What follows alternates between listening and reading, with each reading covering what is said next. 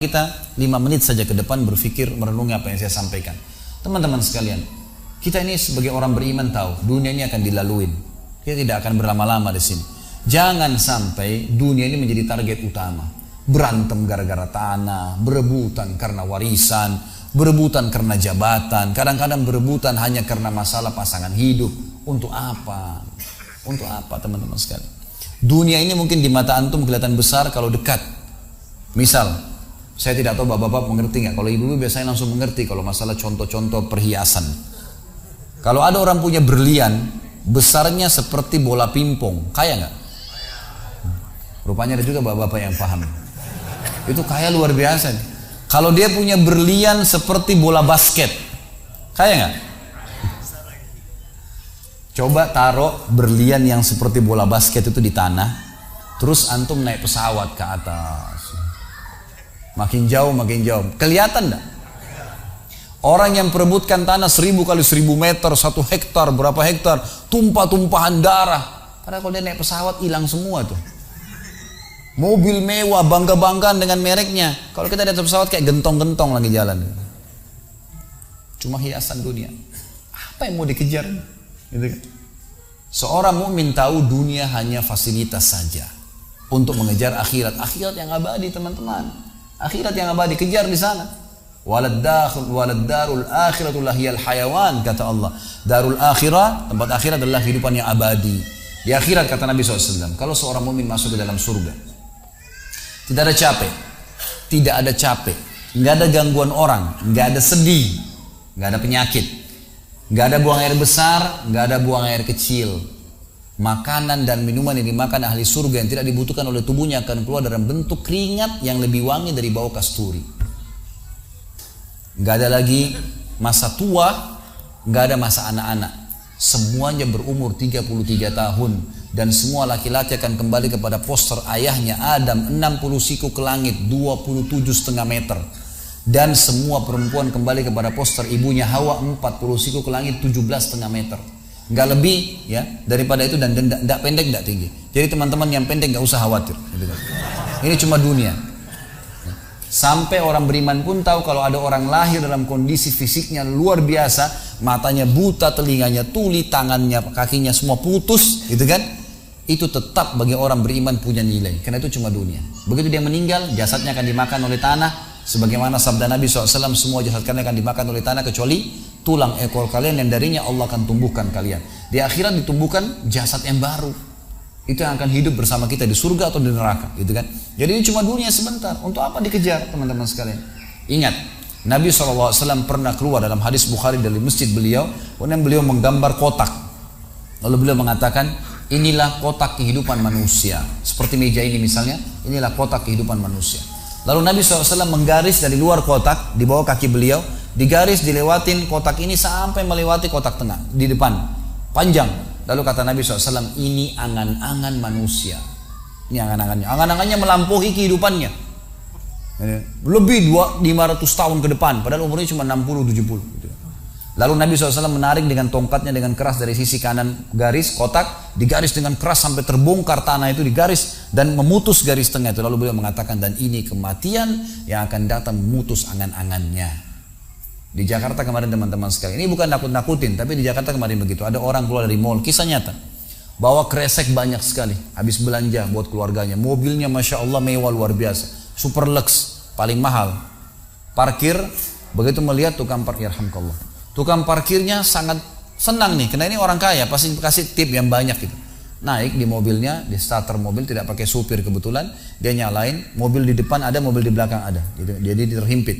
Tiba-tiba orang ini tuh starter mobilnya diinjak gas dengan sangat keras, mundur ke belakang, nabrak mobil di belakang, hancur total. Tukang parkirnya pun tadi jadi marah, Pak, apa nggak lihat, ngambil marah-marah. Tapi anehnya orang ini gasnya terus kencang, gitu ribut, gitu kan? Maka tukang parkir curiga, dibuka pintu, orang itu sudah meninggal dunia. Teman-teman sekalian, pernah nggak orang ini berpikir dia akan mati pada saat keluar dari mall? Kalau dia tahu dia tidak bakal keluar ke mall tuh. Di depan mata saya pernah ada orang meninggal di rumah sakit ayah saya. Kebetulan di Makassar beliau punya rumah sakit, dan itu di pinggir jalan raya. Sore hari subhanallah ada anak muda.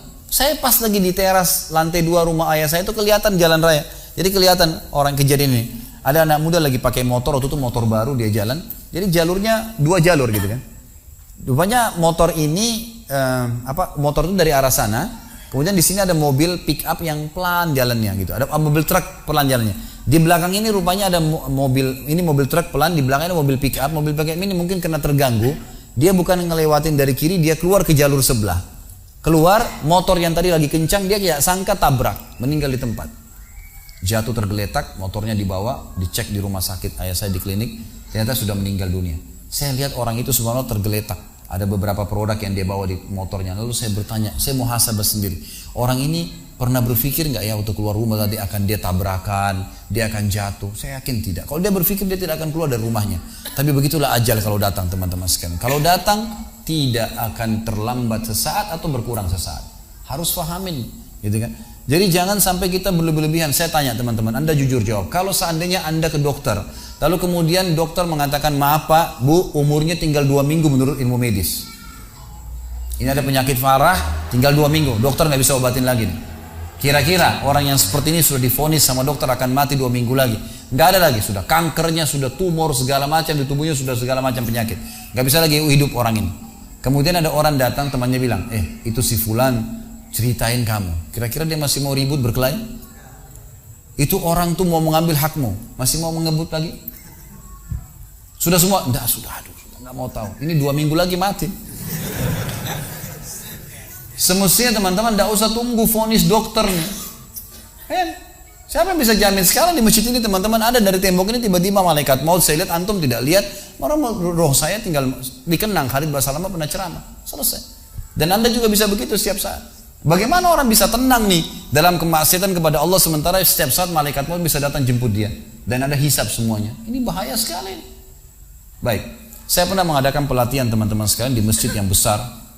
Masya Allah mungkin seperti ini malah lebih besar. Lantai 2 juga seperti ini dan penuh. Di lantai 2 itu ada banyak ibu-ibu akhwatnya. Saya bicara masalah kematian selama 2 jam materi lengkap. Kemudian setelah itu sebelumnya saya bilang sama panitia tolong supaya lebih hidup suasananya, siapkan kebutuhan jenazah, meja, kain kafan, sama menyan-menyannya semua. Kemudian di sebelah masjid buatin liang lahat. Baik Ustaz, dibuatlah. Selesai saya ceramah 2 jam, saya bilang, Bapak Ibu sekalian, saya mau ajak Anda 5 menit coba menjadi jenazah. Ada yang mau? Sempat ada yang angkat tangan depan saya. Kebetulan teman kita ini, saudara kita tukang batu. Adiknya dia kembar anak SMA sering ikut pengajian saya gitu. Dia hadir juga. Dia bilang, saya Ustaz. Baik, silahkan. Pak, saya minta tolong satu hal ya. Kalau Bapak naik nanti di atas meja ini, dibungkus dengan kain kafan oleh panitia, tutup mata Anda dan bayangkan Anda sudah mati dan dengarkan apa yang saya ucapkan. Baik Ustaz, baik. Saya juga bilang sama panitia di atas masjid waktu itu, ibu-ibu, silakan kalau ibu mau coba, panitia tolong bantu. Saya sudah pandu waktu sebelum pengajian. Ringkasnya adalah dia naik. Subhanallah, begitu dia naik, Bapak Ibu sekalian, orang ini naik di atas meja, begitu tutup matanya dan ditempelin kain kafan di pipinya. Ini kain kafan asli kita beli. Ditempel di pipinya, langsung dia nangis dia, terisak-isak.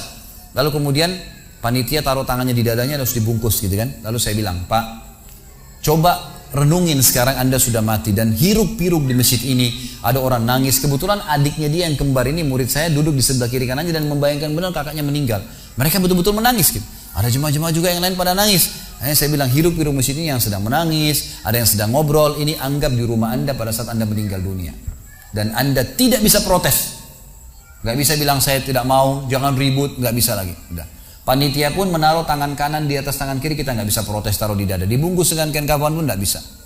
Baik, Pak, bayangkan semua peluang amal saleh yang semestinya Anda bisa kerjakan, sholat malam, sedekah bakti dengan orang tua, baca Quran, sholat berjamaah, yang Anda sia-siakan dan Anda menyesal kenapa tidak kerjakan sekarang. Dan bayangkan semua peluang dosa yang Anda tidak sia-siakan. Kesempatan zina, berzina, kesempatan dusta-dusta, kesempatan riba-riba, semua dikerjakan. Dan Anda tidak sempat taubat dan Allah akan hukum Anda sekarang. Itu Bapak Ibu sekalian, saya tidak karang-karang dia sampai nangis Bapak ini. Terus dia nangis. Lalu saya bilang, tolong panitia datangkan geranda jenazah. Datangkan. Baik Pak, sebentar lagi kami akan angkat badan Anda di geranda ini dan kami akan bawa Anda ke liang lahat sebelah masjid. Gitu kan. Diangkatlah dia. Saya bilang, Pak, renungin, resapi tubuh Anda kesentuh dengan geranda ini. Gitu kan. Ditutuplah lalu dipikul. Lalu saya pandu pakai mic, saya bilang, Pak, inilah detik-detik terakhir Anda bersama kami. Terus sesalin perbuatan-perbuatan dosa yang Anda pernah lakukan, peluang-peluang ibadah yang Anda sia-siakan. Sampai tiba di luar masjid, saya turun ke liang lahat, saya buatin sendiri tanah, kemudian saya buatin gubernur, lalu diturunkan dia. Setelah diturunkan, saya suruh tutup matanya, kemudian ditutup dengan kain. Saya keluar, lalu saya pakai mic, saya bilang, Pak, buka matanya. Inilah rumah Anda sekarang. Walaupun rumah Anda 1000 kali 1000 meter di dunia, kembali ke 1 kali 2 meter. Ini tempat Anda sekarang. Dan sebentar lagi malaikat akan datang menanyakan kepada Anda pertanyaan-pertanyaan yang Anda sudah tahu. Selesai. Berapa mungkin sekitar hitungan detik. Ini semua proses kurang dari 5 menit teman-teman sekalian. Lalu saya bilang, buka. Dibuka kain tersebut. Lalu saya bilang, teman panitia bantu. Bapak ini keluar. Keluar dia. Waktu dia keluar dari kuburan, liang lahat itu teman-teman, sempoyongan. Kayak orang yang sudah pusing gitu. Keluar. Kemudian saya bawa ke masjid. Saya pegang tangannya masuk ke masjid. Duduk. Lalu saya kasih mic. Pak, tolong ceritakan pengalamannya kepada jemaah jadi jenazah 5 menit. Itu dia pegang mic, gemetaran. Ustaz, saya tobat. Saya durhaka sama orang tua. Saya nggak sholat. Saya begini. Ini dia lupain, ada ribuan jemaah depannya nih. Dia nangis-nangis. Sebutin semua kesalahannya. Semua pada banyak ikut nangis. Dia kayak orang ketakutan betul. Gitu kan. Baik, selesai. Saya panggil siapa lagi yang mau coba? 2, 3, 4 orang. Rata-rata semua begitu keadaannya. Gitu kan. Alhamdulillah mereka sadar seketika pada saat itu. Lalu kemudian saya bilang, penutupan, ada bahkan ibu-ibu yang coba di atas pingsan, ibu itu. Kita bukan nakut-nakutin, tapi memang saya praktekin. Lalu saya bilang begini, Bapak Ibu sekalian, sebagai penutup acara saya bilang pada saat itu, bahwasanya ini hanya praktek jadi jenazah. Tapi ini ya akan datang satu waktu Anda dibungkus kain kafan tidak bisa kembali lagi. Sekarang masih bisa kembali beramal soleh. Dan ini pernah diperingatkan oleh Hasan Basri rahimahullah. Beliau pernah ngantar jenazah diikuti oleh seseorang. Lalu Hasan Basri tanya, wahai fulan, kalau seandainya jenazah ini tiba-tiba hidup sekarang, apa yang dia kerjakan? Kata orang ini, tentu dia akan sholat, dia akan puasa, dia akan ngaji, dia akan kerjakan ibadah-ibadah. Kata Hasan Basri, kenapa? Dia bilang karena dia sudah mati, dia tahu nilainya ibadah itu. Kata Hasan Basri, yang kau ucapkan benar, tapi di depan matamu ini tidak bisa hidup lagi. Kamu sekarang masih hidup, kerjakan seperti dia kalau dia hidup. Jangan tunggu itu, gitu kan?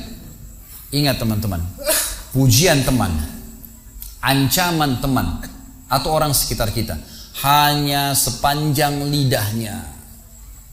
Kamu hebat ya, kamu kaya ya, kamu gagah ya, kamu cantik ya, sepanjang lidahnya demi Allah. Mau apa itu? Apa yang mau direbut? Orang-orang setengah mati sholat malam sejam 2 jam, besok ceritain ke orang hanya butuh pujian sepanjang lidah dia. Untuk apa? Teman-teman yang suka riak nih, saya ajarin caranya gampang. Ada caranya gampang.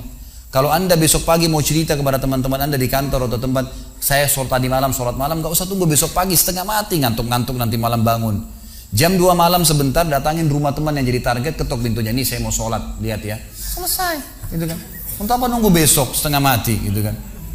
Gak ada gunanya riak, pujian orang sepanjang lidahnya, jangan, gitu kan. Gak ada gunanya. Jadi teman-teman sekalian, sadarilah mati akan datang dan jadilah seperti Bilal radhiyallahu anhu, sahabat Nabi yang mulia. Waktu ditanya, "Ma ra'yuka bil maut?" Apa pendapat Anda dengan kematian? Kata beliau, "Marhaban bil maut." Selamat datang kematian. Apa yang saya mau takutin? Apa yang dia mau takutin kalau selama hidupnya dari bangun tidur sampai tidur semua ketaatan? Pastilah terbalik, orang rindu, gitu kan? Orang mukmin itu rindu. Waktu terjadi perang Yarmuk tahun 14 Hijriah. Waktu itu dipimpin oleh Khalid bin Walid dengan di situ di dalam pasukan ada Sa'id bin Zaid. Sa'id bin Zaid salah satu yang dijamin masuk surga. Teman-teman bisa nonton serialnya di website di www.khalidbasalama.com, ada serial sahabat.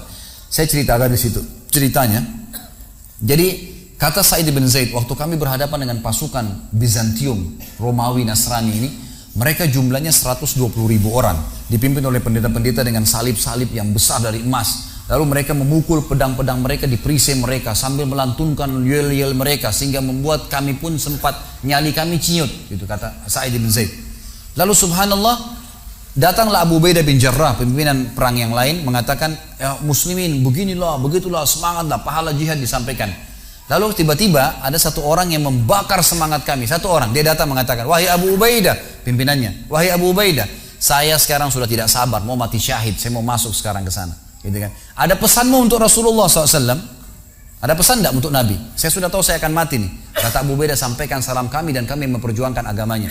Orang itu pun masuk ke musuh sendirian, menembus musuh tersebut sampai mati syahid. Kata Sa'id bin Zaid, waktu saya lihat semangatnya orang tersebut dan tahu yakin dengan janji Allah benar, maka saya loncat dari kuda saya lalu saya tunduk, kemudian saya membaca Allahu Akbar lalu saya menyerang musuh. Semenjak itu rasa takut saya hilang dan akhirnya kami memenangkan peperangan. Jadi memang teman-teman sekalian, mati itu akan dilaluin. Dan memang mati sebuah pintu, kita harus laluin. Tanpa mati tidak bisa. Tapi orang beriman tahu, mati itu justru kebahagiaan buat dia. Karena semua yang bertahun-tahun dia kerjakan, dia akan panen di sana. Semua kehidupan abadi ada di sana, maka dia rindu dengan mati. Tidak perlu takut, gitu kan? Toh akan datang. Jadi harusnya difahami masalah-masalah seperti ini. Baik teman-teman sekalian, kita tutup dengan sebuah kisah yang kita rangkumkan insya Allah tentang masalah orang kalau bertakwa kepada Allah.